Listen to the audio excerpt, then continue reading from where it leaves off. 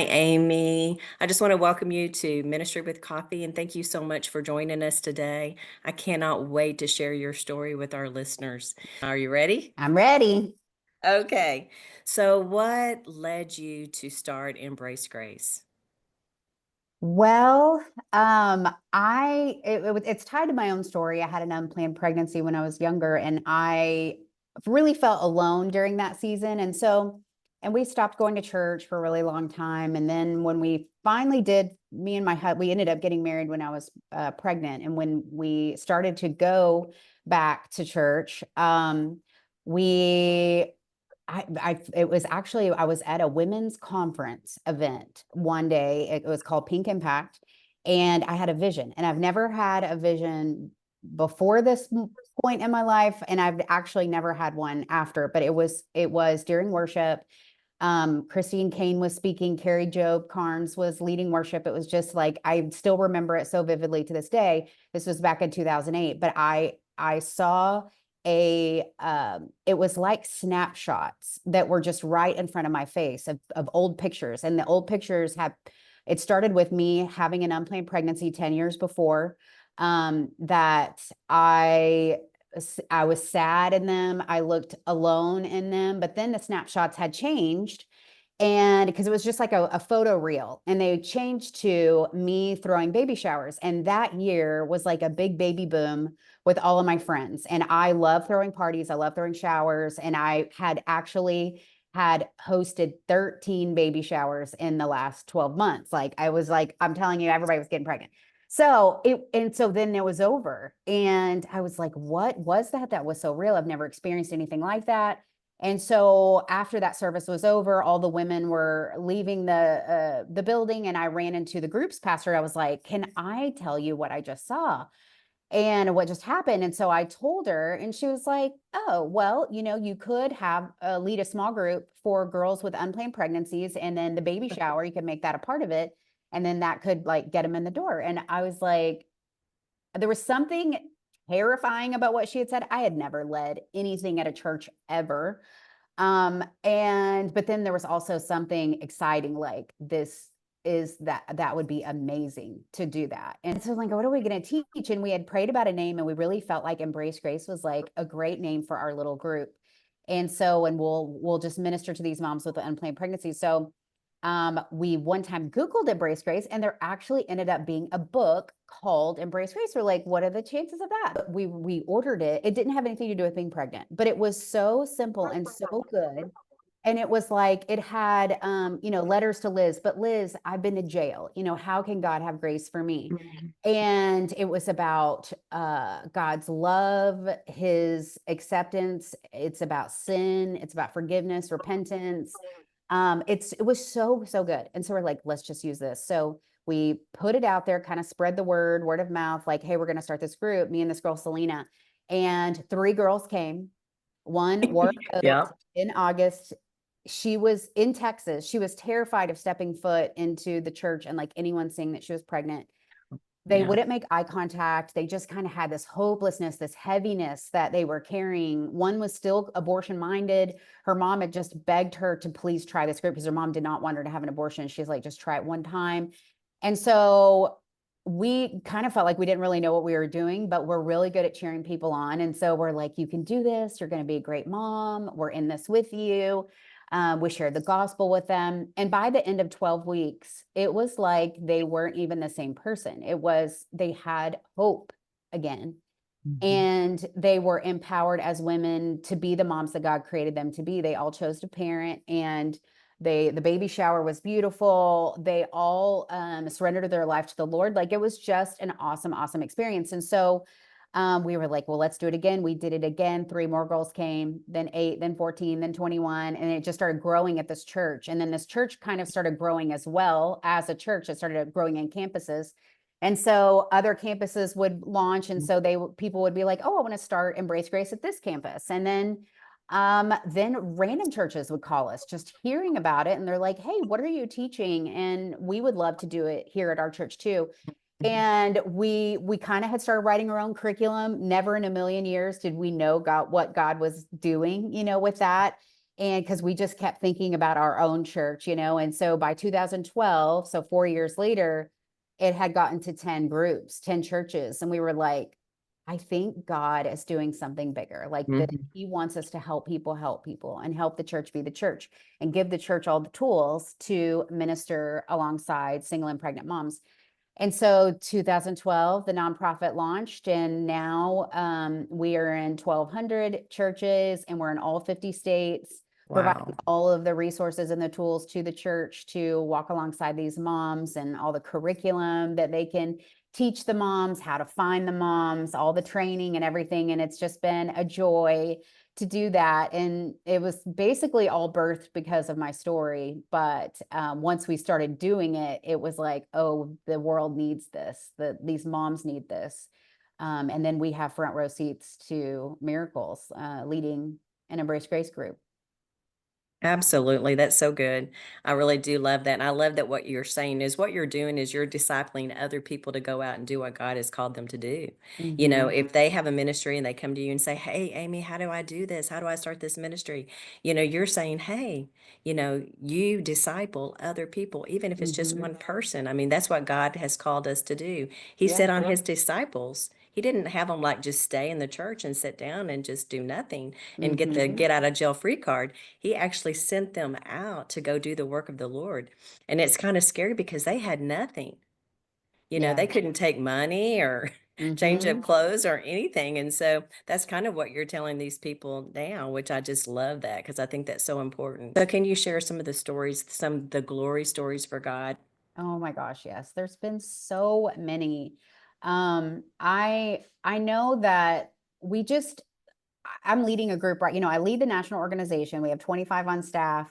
We're here in the Dallas Fort Worth area, our base, but we help steward and help all of the group leaders around the nation. And so hearing all the stories from all the leaders around the nation and the moms, but also I'm leading my own group at my own church. And so like I'm doing it with them, and it's like a great reminder of why we do what we do, like to go Yeah. week after week, seeing this transformation process happen.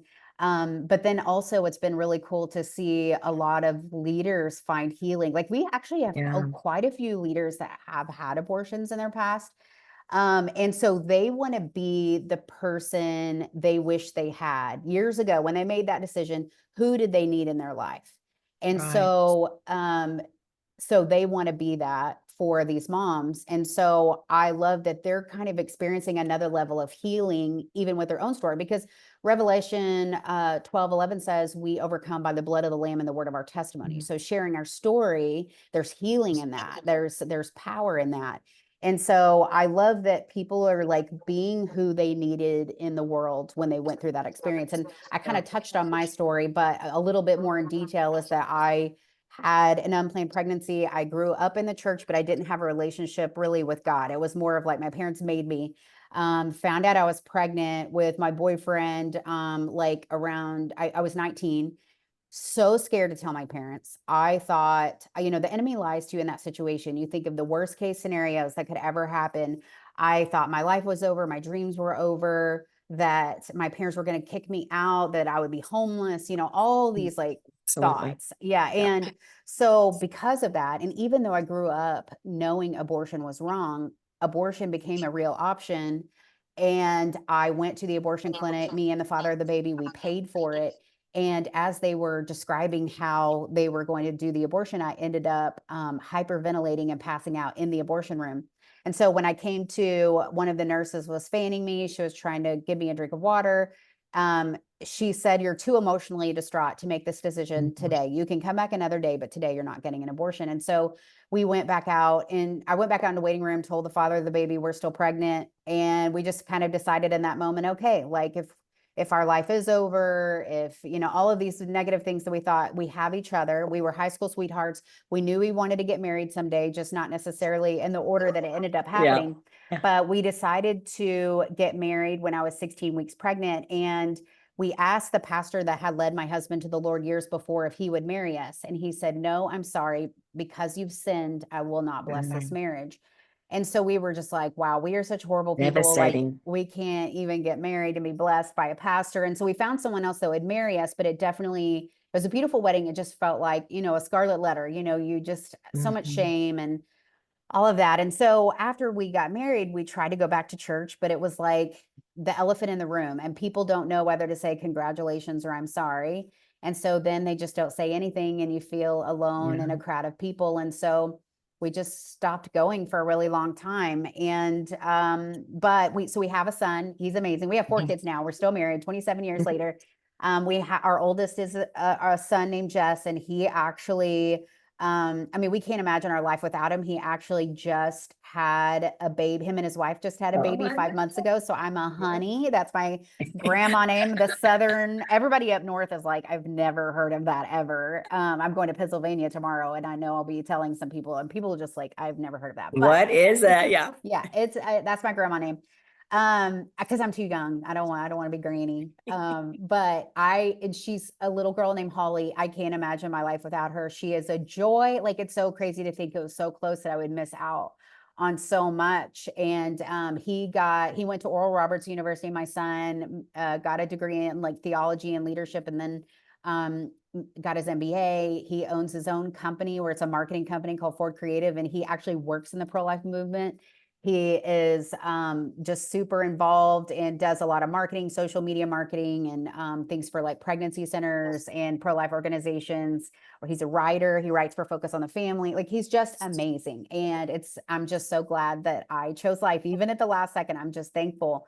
But that pastor that wouldn't marry us, he called Ryan, my husband, 2 years later. And after the wedding, he asked for forgiveness. He felt like it was Oh, his that's worst so good. mistake in pastoring history that he had ever made.